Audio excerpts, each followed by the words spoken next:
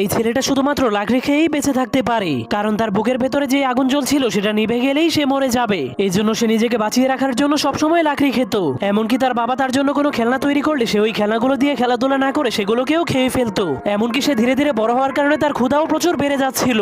এই জন্য সে ক্ষুধা মেটানোর জন্য নিজের ঘরের ফার্নিচার এবং ঘরের চালকেও খেতে শুরু করে দেয়। কিন্তু একদিন যখন সে ঘরের পিলারকে খেতে শুরু করে তখন সেই পিলারের মধ্যে ফাটল ধরে যায়, যার কারণে পুরো ঘর ভেঙে তার উপরে পড়ে যায়। কিন্তু তার বাবা অনেক কষ্ট করে তাকে বাঁচিয়ে দেয়।